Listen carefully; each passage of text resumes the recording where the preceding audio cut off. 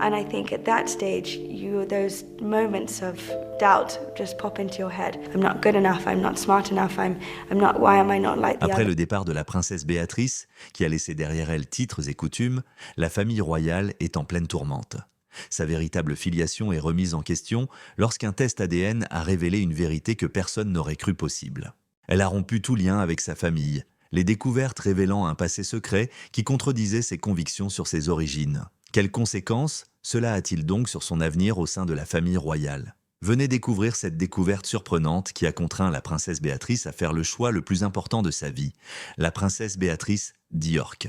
Le soir du 8 août 1988, la princesse Béatrice naissait à l'hôpital Portland de Londres. Premier enfant du duc et de la duchesse d'York et sixième petite-fille de la reine Élisabeth II et du prince Philippe, elle entrait dans le royaume de la royauté. Elle était membre d'une famille royale très unie dès sa naissance. En décembre de la même année, elle fut baptisée à la chapelle royale du palais Saint-James.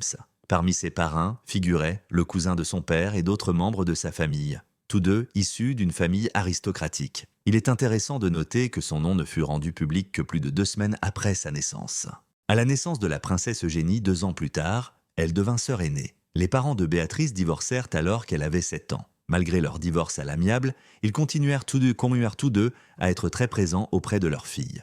Les deux parents ont continué d'élever Béatrice et Eugénie ensemble après avoir convenu d'une garde partagée. La reine a fait don de 1,4 million de livres sterling pour constituer un fonds fiduciaire pour les deux filles après leur divorce. Au moins un parent était toujours présent lors des fréquents voyages internationaux des filles.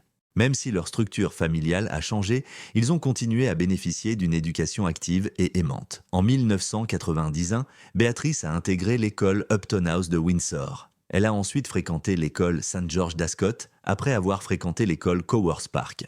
Un sens aigu de la discipline a influencé sa scolarité. On lui a diagnostiqué une dyslexie à l'âge de 7 ans. Étant moi-même dyslexique, c'est la raison pour laquelle je nourris un tel enthousiasme pour ce trouble.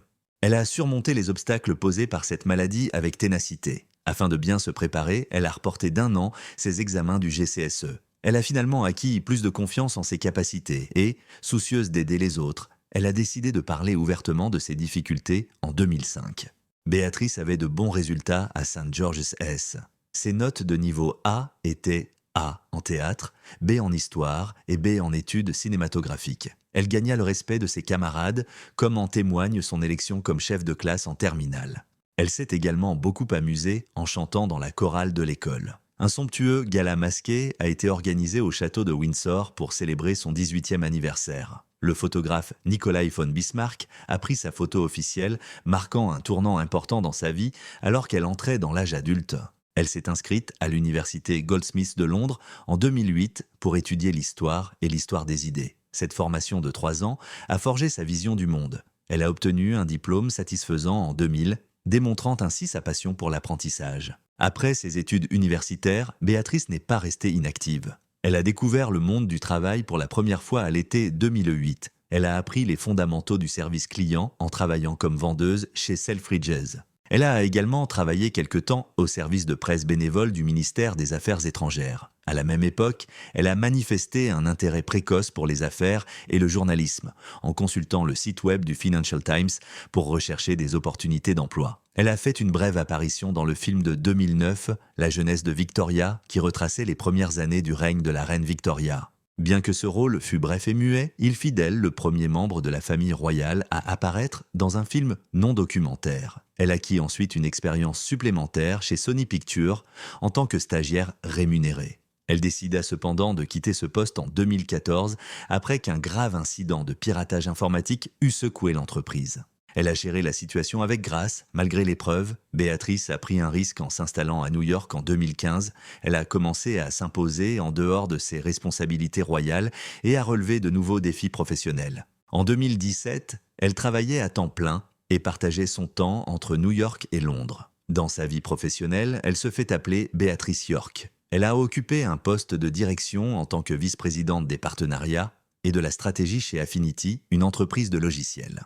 L'une de ses principales responsabilités est de superviser un programme qui aide les femmes à occuper des postes de direction dans les multinationales. Elle défend cette vision avec passion et détermination par le biais de conférences et d'activités caritatives.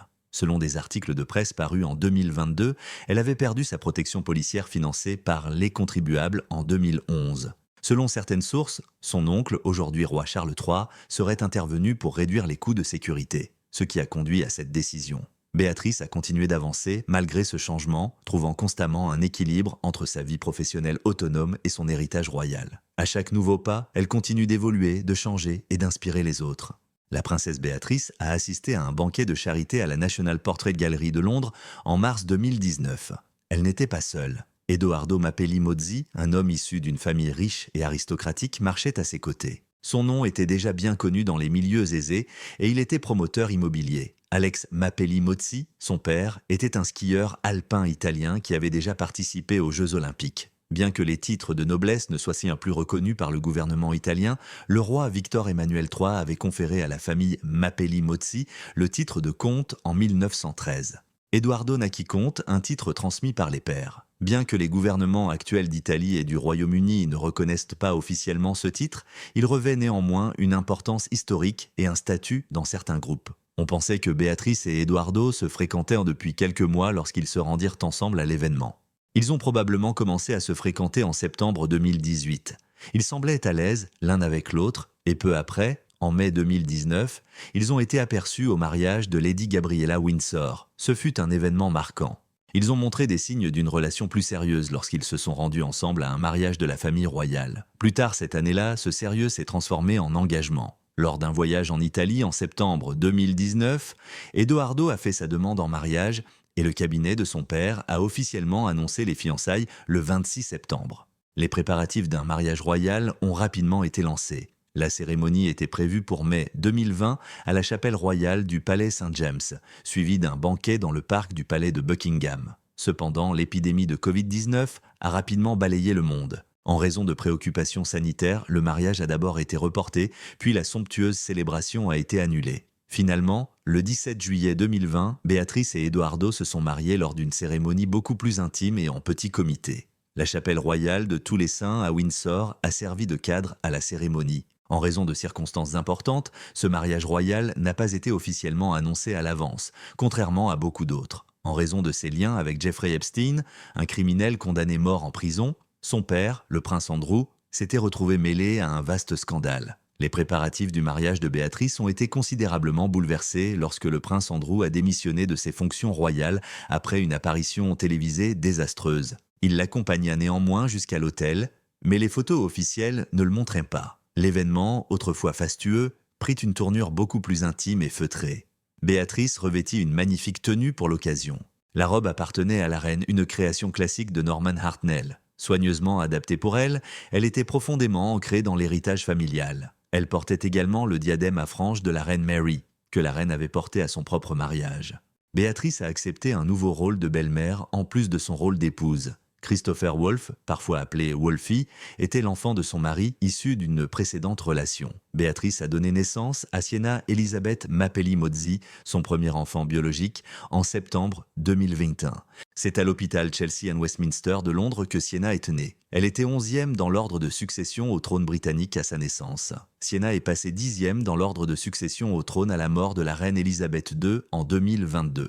En avril de la même année, Sienna fut baptisée à la chapelle royale du Palais Saint-James. Peu après, la famille quitta son appartement londonien pour s'installer dans un grand manoir des Cotswolds où elle put vivre en paix et en tranquillité. Athéna Elizabeth Rose Mapelli Mozzi, la deuxième fille de Béatrice, naquit en janvier 2025.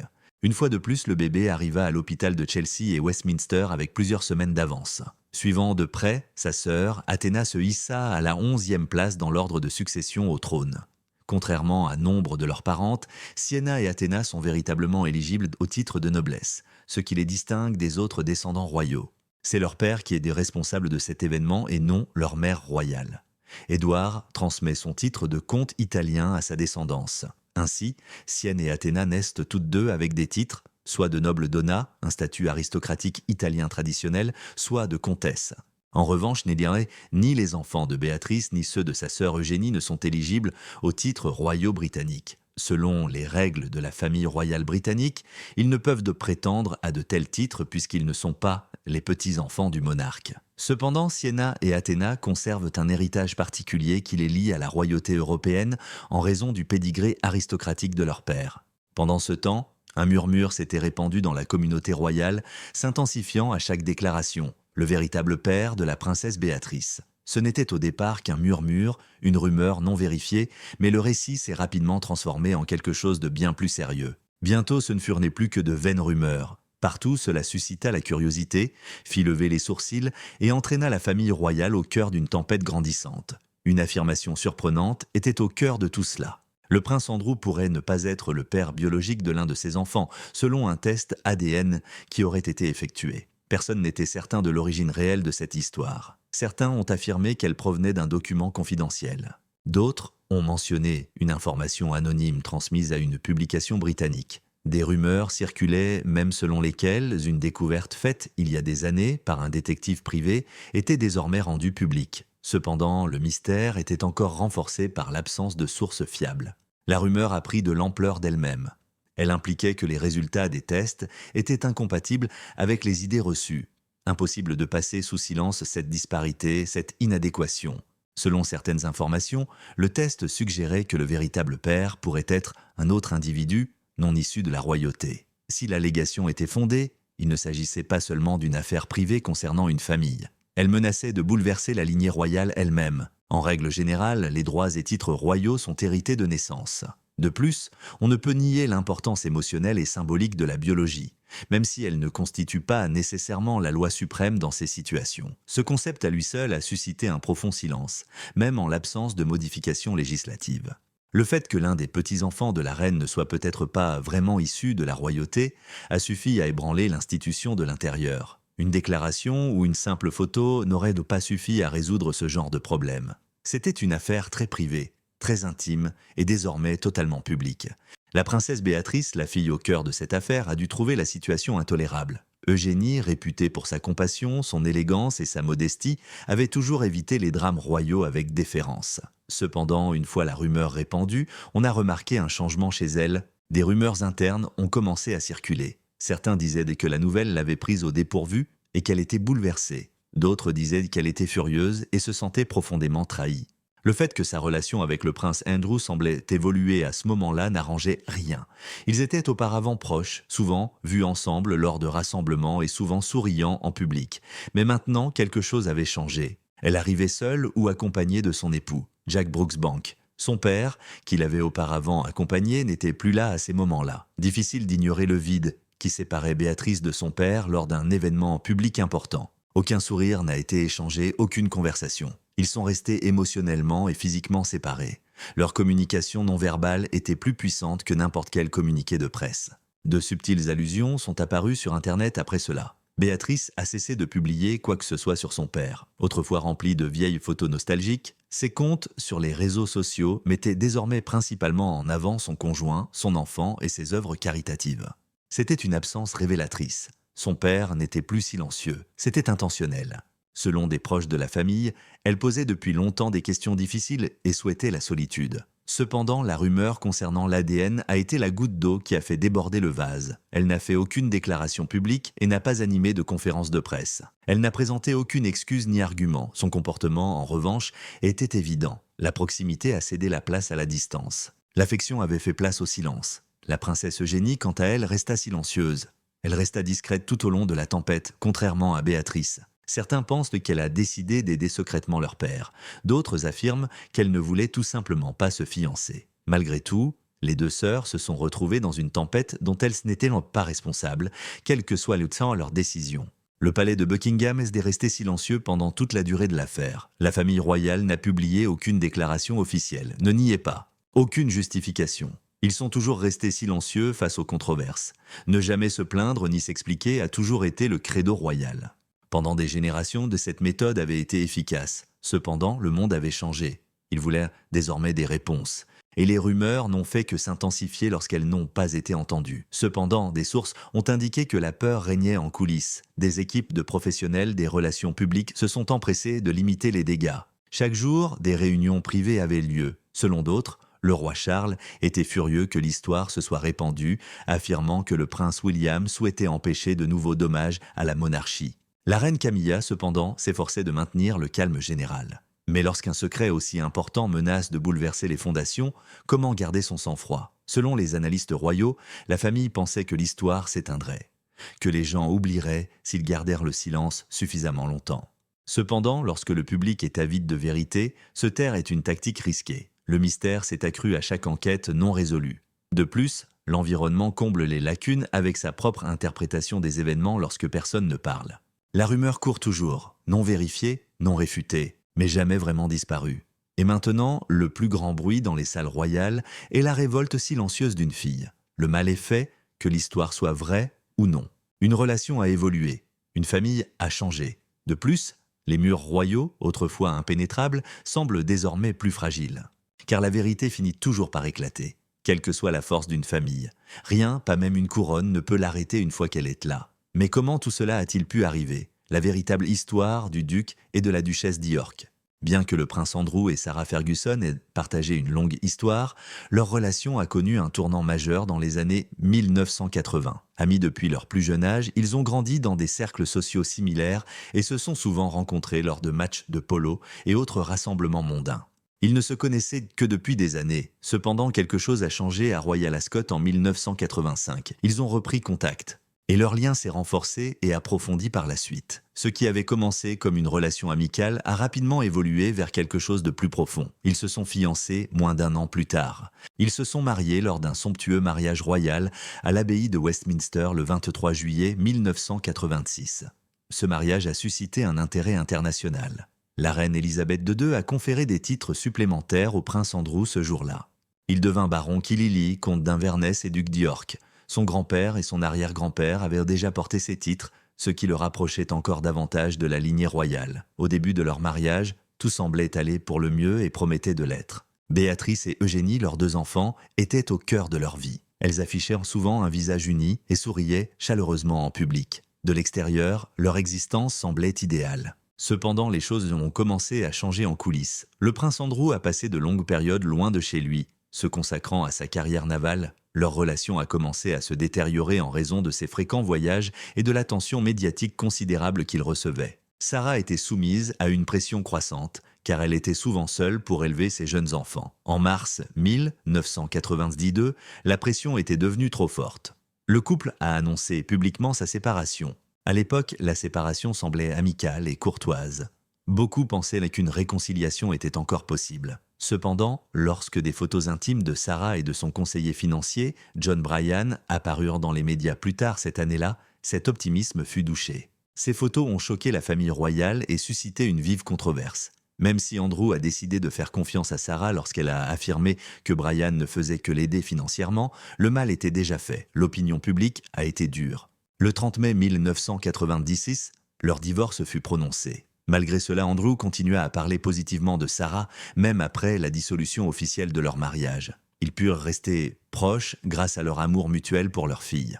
Ils ont continué à vivre ensemble tout en partageant leurs responsabilités parentales. Sunning Hill Park, proche de Windsor Great Park, a été construit spécialement pour eux en 1990. Ils ont pu élever leurs enfants dans un cadre calme et privé dans cette vaste maison contemporaine. Malgré le divorce, ils y restèrent ensemble pendant plusieurs années afin d'assurer une existence stable à leur fille. Le prince Andrew quitta Sunning Hill Park en 2004 pour s'installer au Royal Lodge, une majestueuse propriété ayant appartenu à la défunte reine-mère. Pour la famille royale, le Royal Lodge revêtait une grande signification émotionnelle.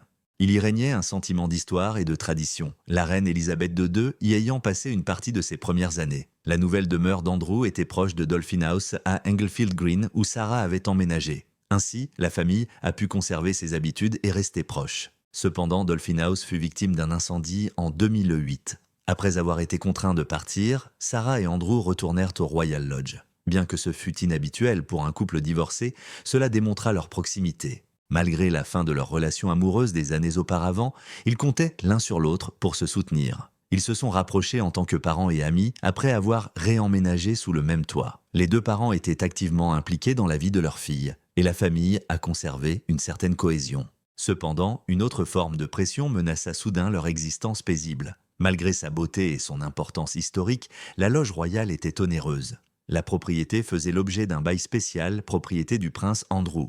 Dans le cadre d'un accord unique, il a accepté de verser un acompte d'1 million de livres sterling et 5 millions de livres sterling supplémentaires pour l'entretien et les améliorations. Un bail de 75 ans lui a été accordé, lui permettant d'utiliser la propriété à condition de payer tous les frais d'entretien et autres. Le site lui-même nécessite une protection 24/24 car il se trouve hors du domaine protégé du château de Windsor. Rien que cela représente un coût assez élevé.